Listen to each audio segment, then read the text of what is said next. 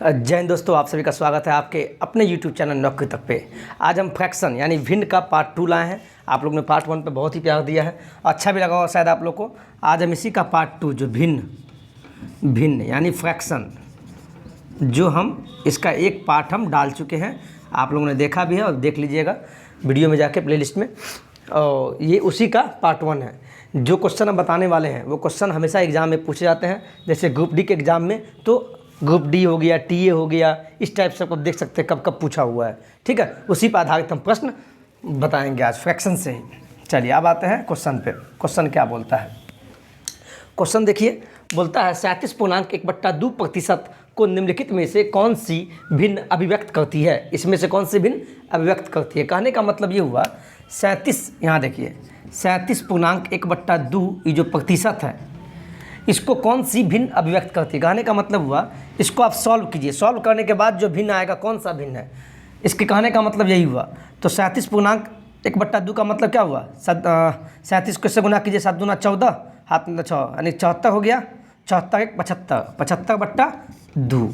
और प्रतिशत का मतलब हुआ मैथ में बट्टा में 100 यानी गुने 1/100। ठीक है, बट्टा में 100। अब इसको सॉल्व कीजिए। 25 चौका 100, 25 तिया 75 यानी कितना हुआ? 3/4 दूना 8।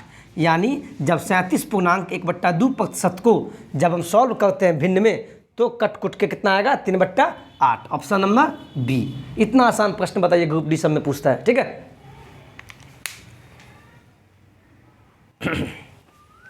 इस टाइप का प्रश्न देखिएगा हमेशा ही पूछा जाता है और बहुत ही सिंपल प्रश्न है। अब बस पढ़िए पहले। यदि एक भिन्न का अंश 20% और उसका हर जो है 25% बढ़ा दिया जाए तो परिणाम स्वरूप इसका जो प्राप्त भिन्न है 3/5 हो जाता है। तो मूल भिन्न क्या है? मूल भिन्न का मतलब ओरिजिनल भिन्न क्या है? जब भी इस टाइप का प्रश्न हो, पहले तो आप ये बताइए, जब आप चलते हैं मान लीजिए, ठीक है, यहाँ से चलना प्रारंभ किए और यहाँ पहुँच गए। ठीक है, तो यहाँ पहुँचे, आपका नया पोजीशन हो गया और आपसे जब पूछे कि आपका मूल पोजीशन क्या है यानी क्या ओरिजिनल पोजीशन क्या है, तो पीछे पलटिएगा, घूम के जाइएगा, अपने मूल स्थान पर क्या है घूम के आइएगा। कहने का मतलब ये हुआ जब इस टाइप का पूछे मूल भिन्न क्या है या नया भिन्न क्या है, तो ऐसे प्रश्न में आपको सॉल्व करने का जो तरीका है, पहले ये देखिए, कोई एक्स मानने की जरूरत नहीं है। आपसे मूल भिन्न पूछा है तो क्या बोला? यदि एक भिन्न का अंश 20% और उसका हर जो है 25% बढ़ा दिया जाए तो आप बढ़ा दीजिए। मान लीजिए 20% है तो 20% है, इसका मतलब क्या हुआ? 20% का मतलब क्या? उसको सॉल्व कीजिएगा तो क्या आएगा? 1/5 और बढ़ाने के लिए बोला बढ़ा दिया जाए तो इसमें जोड़ दीजिए। जैसे ही बढ़ाने के लिए बोले तो जोड़ दीजिए। तो 5 में 1 जब ऐड करेंगे तो क्या होगा? 5 1 6 और नीचे में ज्यों का त्यों आएगा। ये हो गया 20% और उसका हर भी कितना? 25% बढ़ा दिया जाए। ये हो गया आपका अंश। क्या हो गया? ये अंश हो गया। अंश में बढ़ाएं। ठीक है, अब हर में बढ़ाएंगे। हर में कितना बढ़ाएं? 25%, तो 25% बढ़ाइए। जैसे बोला वही कीजिए। कमी बोलता तो घटा देते। ठीक है, तो क्या होगा? 25 बट्टा इसका 1/4। कैसे हुआ आपको बता देते हैं। 25% का मतलब बट्टा 100, 25 इकाई 25, 25 चौका 100, 1/4 आ गया ना, इसलिए जल्दी हम बता दिए। ठीक है, हो गया। बढ़ा दिया जाए तो दोनों को जोड़ दीजिए। 4 1 क्या हुआ? 5 और नीचे में ज्यों का त्यों। ये हो गया बढ़ाने के बाद का कंडीशन। और क्या बोला? जब बढ़ा देते हैं, अंश और हर को बढ़ाते हैं तो परिणाम स्वरूप क्या होता है? जो भिन्न प्राप्त होता है 3/5 होता है। कौन सा भिन्न प्राप्त होता है? 3/5। ये भिन्न प्राप्त हुआ। और आपसे पूछा मूल्य भिन्न क्या है यानी ओरिजिनल भिन्न क्या है। ये तो हुआ नया वाला भिन्न। जब हम अंश और हर में वृद्धि कर दिए परसेंटेज में, तब का जो भिन्न आया नया ये। और आपसे पूछा मूल्य भिन्न यानी पीछे वाला। अभी बताया ना, जब यहाँ पर अभी है, यहाँ से आगे गए तो ये नया पोजीशन हो गया, नया वाला मान हो गया। और जब पीछा जाना है, पीछे उलट के आएंगे, यानी पीछे वाला मान आने के लिए क्या उलट के आना होगा। उसी प्रकार जब भी आपसे पीछे वाला मान पूछे यानी मूल भिन्न, नया भिन्न से मूल भिन्न, तो पलट के।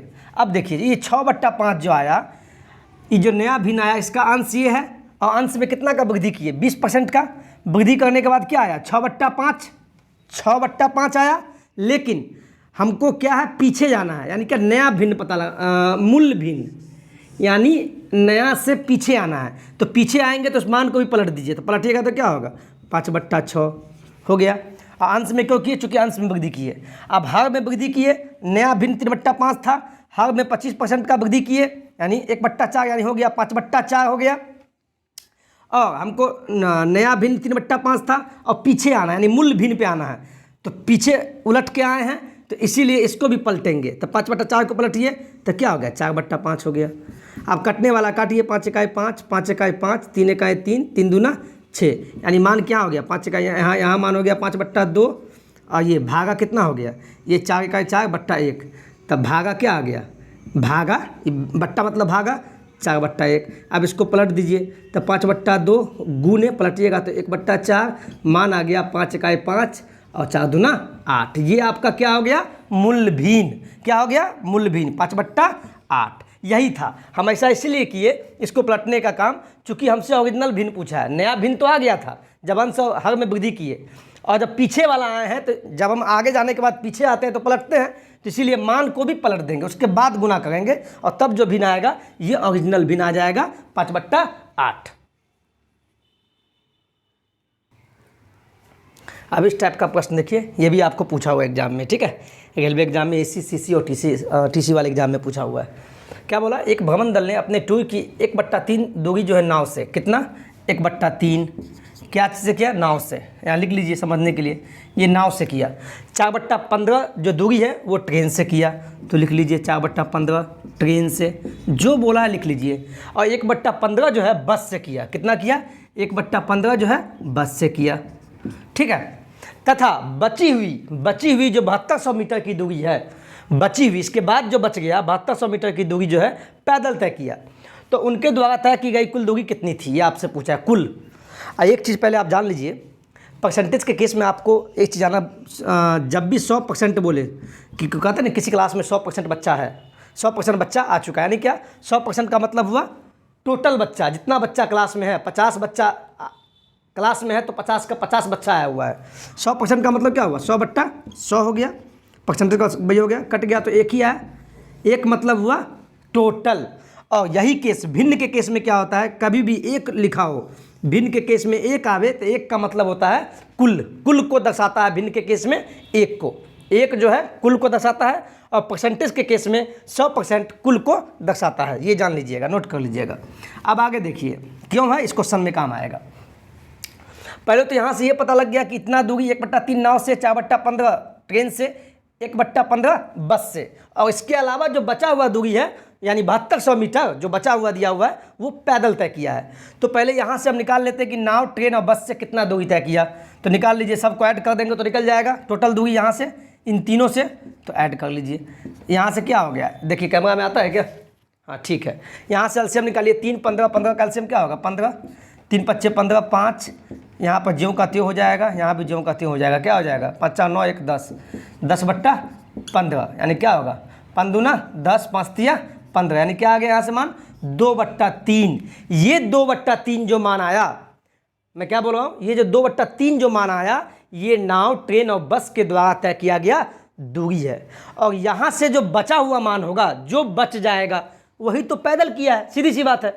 और ओरिजिनल वैल्यू पैदल से दिया हुआ है कि पैदल 7200 मीटर की दूरी तय किया है, ओरिजिनल मान दे दिया आपको। और यहाँ से 3 का मान निकल गया, नाव, ट्रेन और बस के द्वारा तय की गई 2/3 है, तो यहाँ से बचा हुआ मान निकाल लीजिए जो पैदल तय किया। तो बचा हुआ कैसे निकालेंगे, जब भी शेष निकालना होगा तो घटा दीजिए, तो 3 में से 2 घटाइए, क्या आएगा 1 आ गया, 3 में से 2 गया तो 1 आया, और नीचे वाला ज्यों का त्यों, यानी ये जो 1/3 जो बच गया, इसके अलावा शेष वैल्यू, यही वैल्यू आपका ओरिजिनल दिया हुआ 7200 मीटर जो पैदल तय किया है, समझे, यही दिया हुआ मान है। तो भिन्न में कितना दिया है, भिन्न में दे दिया आपको 1/3, और ओरिजिनल में कितना तय किया है बचा हुआ मान, यहाँ से बचा हुआ मान 1/3 और बचा हुआ मान जो पैदल तय किया वो 7200, तो इसके बराबर 7200 हो जाएगा। अब इसको सॉल्व कीजिए, सॉल्व कीजिएगा तो क्या, एक को ज्यों का त्यों, इसके नीचे कुछ नहीं तो 1 है, सॉल्व कीजिएगा, 1 का 1 और इधर कीजिएगा 3 दूना 6 7 21 और 2 जीरो, तो ये 21,400 मीटर। और बताए हैं 1 का मतलब क्या हुआ, 1 का मतलब हो गया टोटल, 1 का मतलब भिन्न में क्या होता है कुल, कुल को दर्शाता है, इसीलिए इस साइड हम 1 रखे हैं। और बोला क्या है, उनके द्वारा तय की गई कुल दूरी क्या थी, तो यहाँ 1 का मतलब कुल, और कुल दूरी कितना निकल गया 21,600 मीटर, ऑप्शन नंबर सी। देखिए कितना आसान प्रश्न है। अब इस टाइप का प्रश्न देखिए, क्वेश्चन नंबर 4 बहुत इंपॉर्टेंट है। ये शर्त पे आधारित प्रश्न है, जो देखिए एएसएम असिस्टेंट स्टेशन मास्टर 2007 में पूछा हुआ प्रश्न है। कितना आसान है बताइए, इतने हार्ड एग्जाम में पूछता है। ऐसा नहीं है कि क्वेश्चन का जो पैटर्न होता है, ऐसा नहीं है कि आप मान लीजिए एसएससी में एसएससी का एग्ज़ाम देते होंगे तो एसएससी में हार्ड क्वेश्चन पूछता है, हल्का हल्का भी पूछता है। ग्रुप डी में मान लीजिए ग्रुप डी का एग्ज़ाम देते हैं तो ग्रुप डी तो एक नीचे स्तर का एग्ज़ाम हो गया, तो उसमें ऐसा नहीं है कि एसएससी हाई लेवल का पूछेगा, नहीं, बहुत निम्न लेवल का पूछेगा, बेसिक स्तर से। आप लोग क्या होता है, डर जाते हैं। नहीं, आप बस जितना पढ़ाते उतना पढ़िए और उस पर आधारित प्रश्न बनाने का प्रयत्न कीजिए। जैसे भिन्न का चैप्टर पढ़ा है तो भिन्न का जो जहाँ से भी प्रैक्टिस सेट है तो उसको बनाइए, आपको बहुत काम आएगा एग्जाम में और लाभदायक भी होगा और क्वेश्चन भी उठेगा। ठीक है, कोई क्वेश्चन हार्ड नहीं होता है। ठीक है, और वीडियो को देखिए, जो भी हम कुछ भी बताते हैं तो हो सकता है वहाँ से क्वेश्चन आ जाए, क्योंकि सब क्वेश्चन रिपीट क्वेश्चन एग्जाम में है। ठीक है, अब आगे देखते हैं। ये शर्त पे आधारित प्रश्न है, देखिए क्या बोलता है। किसी भिन्न के अंश व हर का योग 55 है तथा भिन्न का मान इतना है तो वह भिन्न क्या होगा। ऑप्शन दे दिया, 4 ऑप्शन। इसमें देखिए, यहाँ हम ऑप्शन से बनाएंगे, इस प्रश्न को ऑप्शन से बनाएंगे। क्या बोला है, किसी भिन्न के अंश व हर का योग 55 होना चाहिए तथा भिन्न का मान 3/8 हो, तो इसमें वो भिन्न कौन सा है। यानी चले पहले इसको चेक करते हैं। क्या बोला, अंश और हर का योग कितना होना चाहिए, 55। तो देखिए 55 आता है 2 मान लीजिए इन दोनों को जोड़ते हैं, 2 इसको जोड़ते हैं, 12 + 32। इन दोनों को जोड़ेंगे तो क्या आएगा, आप ही बताइए ना।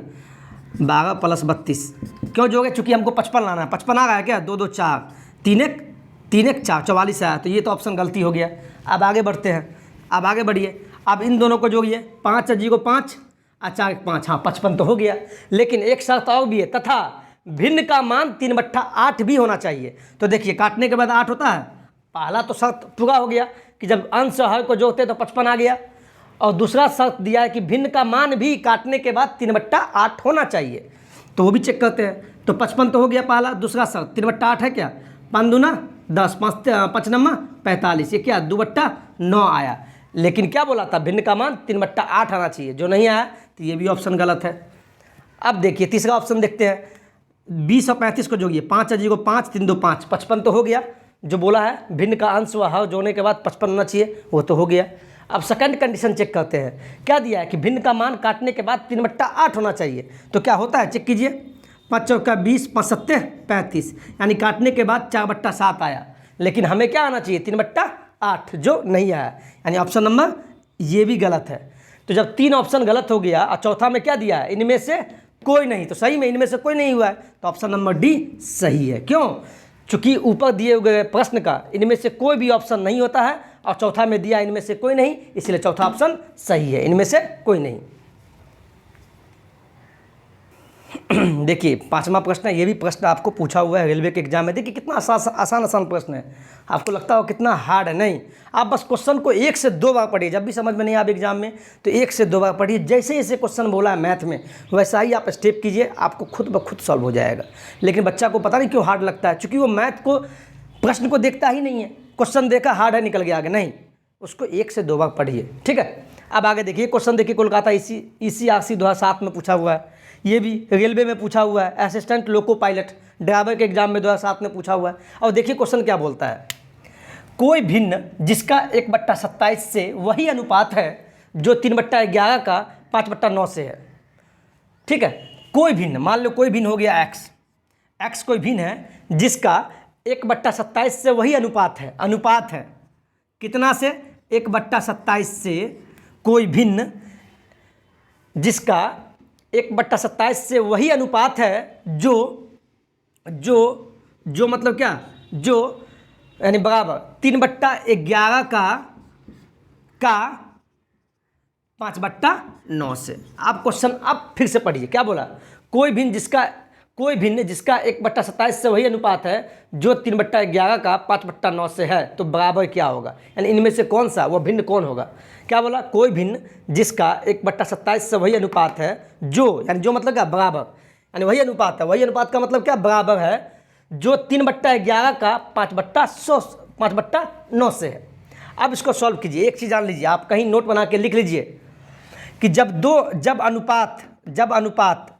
दो भिन्न अनुपात में हो, जैसे एक भिन्न ये हुआ, एक भिन्न ये हुआ, एक भिन्न ये हुआ, एक भिन्न ये हुआ, जब कोई 2 भिन्न अनुपात में हो और वह अनुपात बराबर हो, यानी समानुपात का केस हो, तब जब दो को देखिए यहाँ 1 2 3 4 भिन्न है, जब भिन्न अनुपात में हो और वो अनुपात आपस में बराबर हो तो ये देखिए ये बाहर वाला हो गया और ये अनुपात की तरह बाहर वाला, इसको इससे गुना कीजिएगा यानी बाहर को बाहर से और अंदर वाला को यानी ये बच गया, अंदर में ये बच गया, इसको इससे गुना कीजिएगा। यही नियम है। मैंने क्या बोला, जब भी भिन्न अनुपात के कंडीशन में हो और वो आपस में बराबर हो यानी समानुपात का केस बनता हो तो बाहर को बाहर से गुना करेंगे और अंदर को अंदर से गुना करेंगे। अब कीजिए x को इससे गुना कीजिए तो क्या होगा, x गुने 5/9 बराबर है तो बराबर दीजिए 1/27 यानी अंदर गुना का मतलब अंदर अंदर गुना कीजिए तो 1/27 गुने 3/11। अब देखिए आप गुना करना चाहते हैं, बराबर के केस में है, ये भिन्न में है तो ऊपर से ऊपर कटेगा, नीचे से नीचे कटेगा तो 9 एकाएँ 9 9 27 हो गया, 3 एकाएँ 3 3 एकाएँ 3 कट गया। अब तो नहीं कटेगा तो देखिए यहाँ बच गया 5x, इधर क्या बच गया 1 इकाई 1, यहाँ 1/11। अब क्या होगा, x को इस साइड, चूँकि x वो भिन्न है इसी का मान निकालना है, x को ऐसी आने दीजिए और 5 को गुना है तो इधर भेज दीजिए भागा में तो क्या होगा 11 गुने 5 यानी कंडीशन क्या बन गया, x का मान क्या आ गया 1/11 × 55 यानी x का मान वह भिन्न क्या निकल गया, वह भिन्न 1/55 आ गया। क्या हो गया, भिन्न 1/55 आ गया। ठीक है, आज के इतना ही। ये 5 प्रश्न है, आप इसको बनाने का प्रयत्न कीजिएगा। बहुत ही सिंपल प्रश्न है और छोटा वीडियो हम ज़्यादा लंबा नहीं किए, 16 मिनट का वीडियो समथिंग है, 17 मिनट का। आप इसको जैसे ही हम वीडियो आपका नोटिफिकेशन आ जाता होगा, जो भी आप लोग सब्सक्राइब किए होंगे, जो नहीं किए तो प्लीज़ लाइक से सब्सक्राइब कीजिएगा। जो किए हैं उनको नोटिफिकेशन जाएगा तो प्लीज़ बैठ के 15 से 20 मिनट आप पहले उसको वॉच कीजिए, नोट्स नहीं, पहले देखना है और देखने के बाद उसको डाउनलोडिंग करके फिर उसको नोट्स बना लीजिएगा। यही हम कहना चाहेंगे। ठीक है, और मैथ को जितना पढ़ाते हैं आप उसको डेली एक बार बस देखना है, एक बार बस देख लीजिए, आपको याद हो जाएगा। ठीक है, चलिए आज के लिए इतना ही और जय हिंद जय भारत।